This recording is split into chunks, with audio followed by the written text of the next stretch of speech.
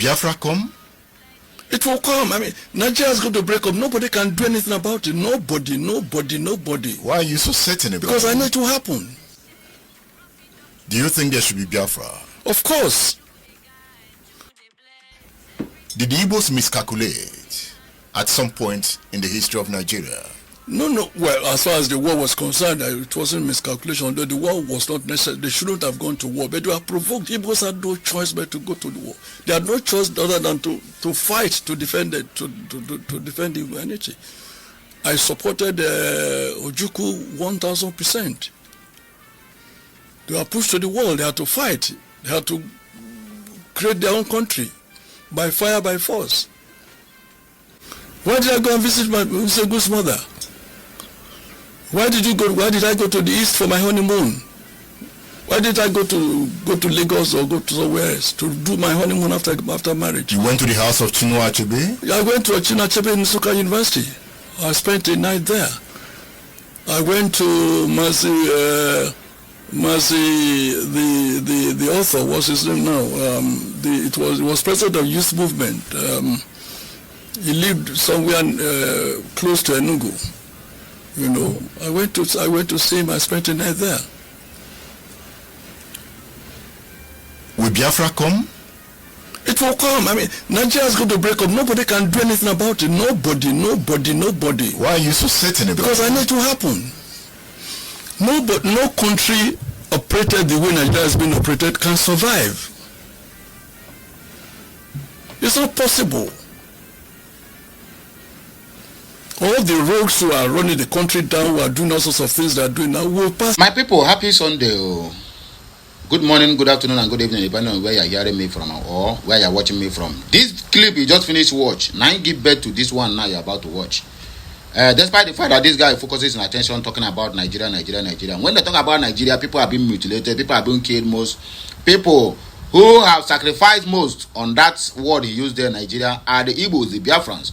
Because 99.5% of Igbos are all Christians who are facing all this threat of death on a daily basis. If you ask them now, they will if you talk now, they will ask you where is the Boko Haram in the north, in the southeast.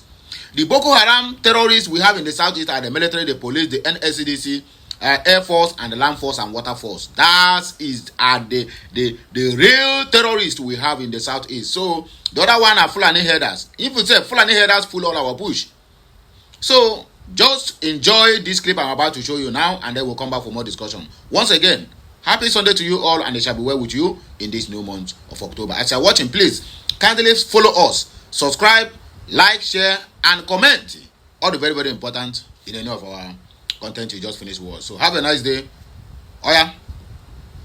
Thank you, Mr. President, for declaring Nigeria a country of particular concern. But I'd like to suggest certain ways I think you can help Nigerians and Nigeria. Number one, revoke the American visas of Nigerian government officials who have sided with Islamic terrorism in Nigeria. This is Bashir Ahmed, a former presidential aide. He posted this on Twitter. It is an honor to be called an Islamic extremist in 2024. Radical animals like this should have no access to America. It is in your best interest to revoke the American visas of people like this because they are Islamic extremists and they are so proud to be called that, as we can clearly see. Revoke the visas of Nigerian government officials who are not combating Islamic terrorism in Nigeria. A lot of them go to America to have children, to raise their children, while leaving Nigeria in shambles. They move around with armed security, leaving common Nigerians to be victims of Islamic terrorism. Please revoke their visas. It will not be unfair and unjust to revoke visas of people who clearly support violence, who clearly support extremism, people who clearly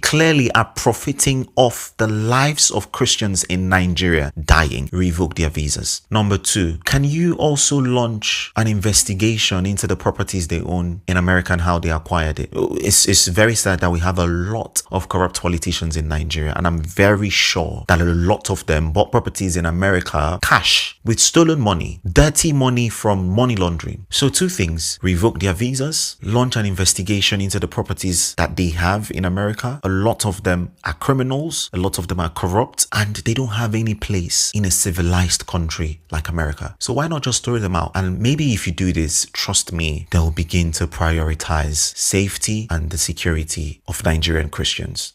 Very well. This message, or rather this interview,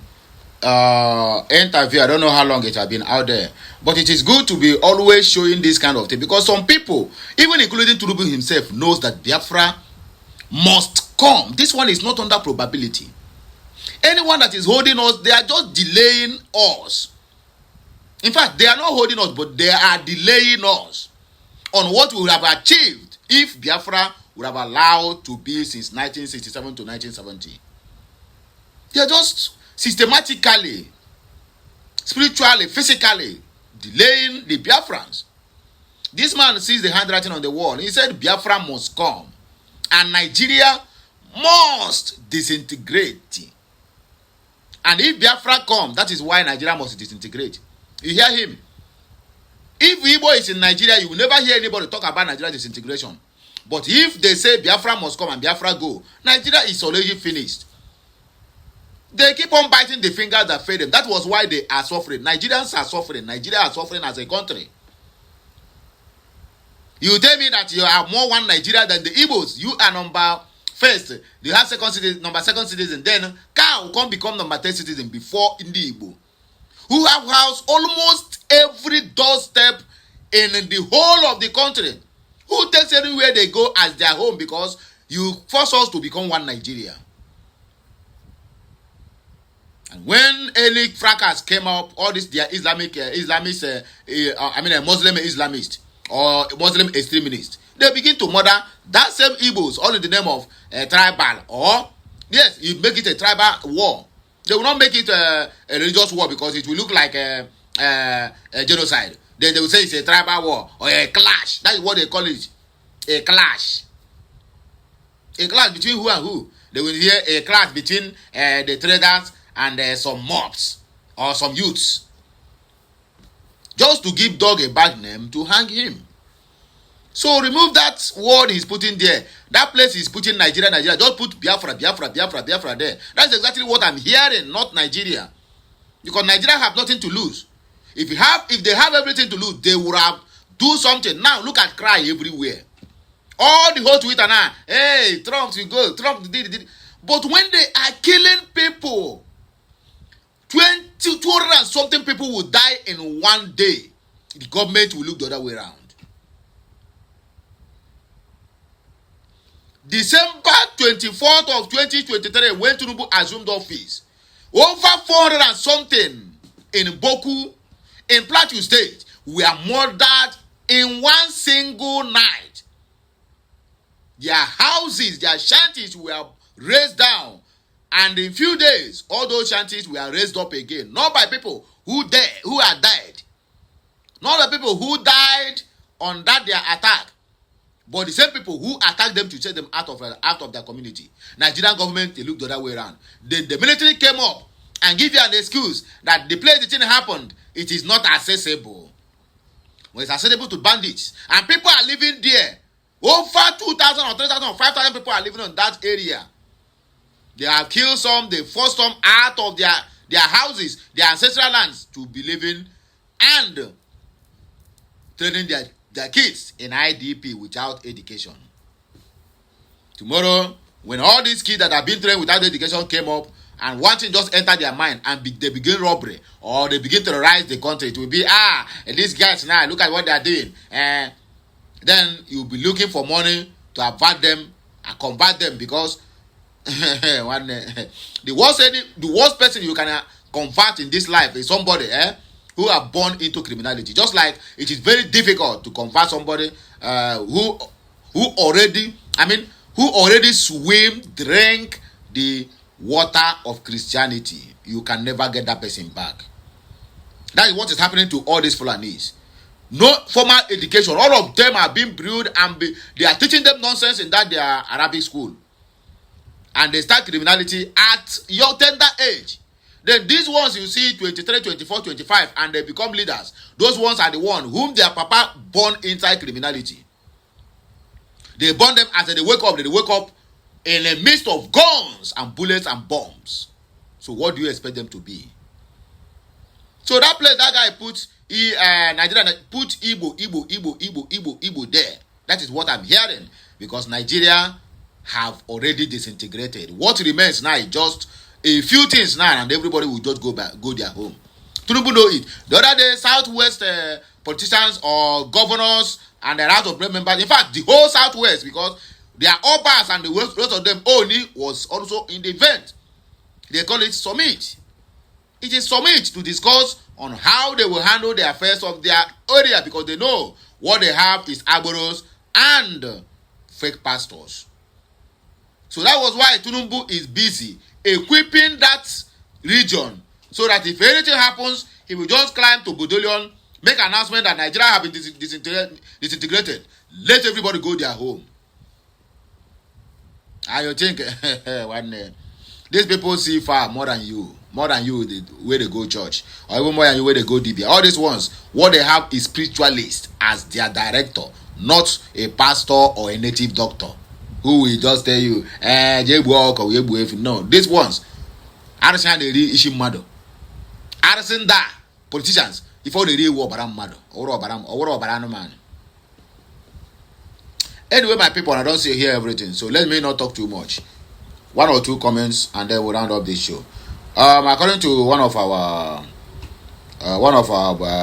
brother here, say, bless you more, sir. And in case you don't know the man who said this, let me read the name of the man is Chief Tola Adeniyi. That is the Yoruba man who said that Biafra must come. Biafra must surely come. I repeat, he said Biafra must come. So I don't know what you are still waiting for. If you are still believing that Biafra will not come, hey, my brother, you are in fact you are living in fantasy land. Diane the White said, "This is true, sir. May your days be long. May God continue to strengthen you and your family. If your bastards will come here now, you know what they will call this man now? Omale, Jati. Now the same people will come out now and tell you that Igbos are this, Igbos are fake drugs. Allow them to go that their 5 plot of land, and then kill themselves with the fake drugs and fake products. And so that it will be easy for you people to come and reclaim their land. See that you don't allow them to go. If you see any of your brother, sister, even elder who talks good about that same people you hate, you begin to call them Omale. Omale means bastard. You begin to call them Jati that they don't have hair. They don't have, in fact, you call them all manner of evil names because they supported Igbos. Or rather, they are supporting Igbos. Anyway, my people, now here we go take back break. More of the videos is coming your way. Happy Sunday once again. It shall be well with all of us. So please, circulate this video. Follow us like your village people is following you on our Facebook page, Instagram, TikTok, and many. In fact, anywhere you see us, follow us. Even on YouTube, subscribe to our channel because more of these videos will be dropping on your doorsteps on daily basis. Have a nice day. Que mesiano.